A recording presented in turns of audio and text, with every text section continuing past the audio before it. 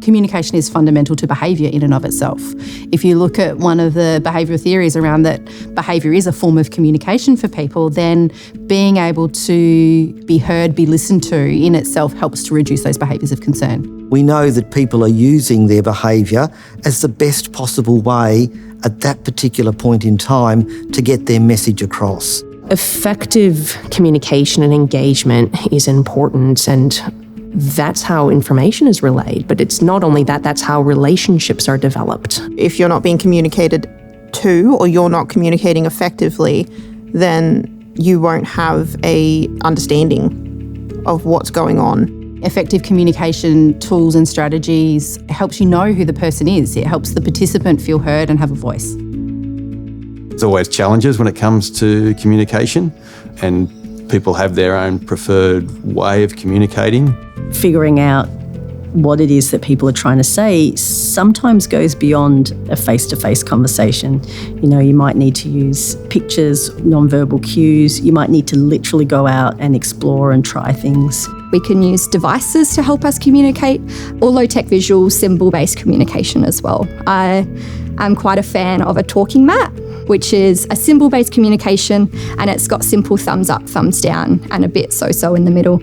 We can use that topic as our front runner to explore so many different interests, goals, challenges with our clients. Oftentimes I've found that sitting down and doing an activity, maybe doing some drawing and the like, is the best means of supporting communication. Hayden is a son, a brother, an uncle, a friend. He's an artist. He's incredibly artistic. He clinically would be described as somebody with complex communication support needs. But I think he's an amazing communicator. I think the onus is on the circle around him to pick up on when he is communicating and what he's communicating. And sometimes that can even be a facial expression or a noise. When Hayden's relaxed and feels safe, he can talk like this. The staff would leave the house and it would just be me and Hayden in there listening to the radio, making mess painting, drawing, showing each other drawings. And then naturally what would happen is Hayden would start to tell me about the drawings. The drawings opened up conversations that were meaningful to Hayden, that he'd never had an opportunity to talk to other people about. I guess over time I learned to crack the code on what Hayden was drawing and what he needed. He never wore shoes. People would be like, oh my God, this guy's walking around, he's got no shoes on. But that was because when you walk, you get feedback on your feet. And that feedback's really important for his body. I did a painting of Hayden's boots that we bought, and I just left the painting up next to his computer.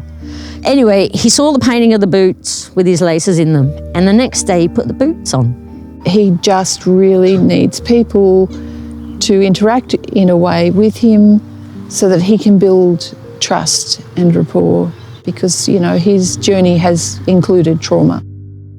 So it's reflecting on, well, what might make me feel safe when I'm talking with a complete stranger about things that are important to my life? For some people, it is being close and that holding the hand, or for some people, it might be we've got to do some fun stuff to build rapport before we can have those in-depth conversations. I'm not someone that goes up to a stranger and will tell them my life story straight away. So we give the same benefit to our clients. We build up a relationship first before we're delving into any sort of assessments or tricky questions. This idea of being with people, and being, it may be sitting quietly with someone, enjoying the sunset, going out fishing with the fellows that I do, just being with them and enjoying that activity, you engage through that and you just get a connection. This idea of humans connecting. It's not about sitting down and let's go through this assessment now and I need you to tick these boxes and answer these questions. It's about getting out there and, going for a walk or playing basketball or doing whatever it is that they enjoy doing and gathering the information at the same time, because that's both relationship building and information gathering,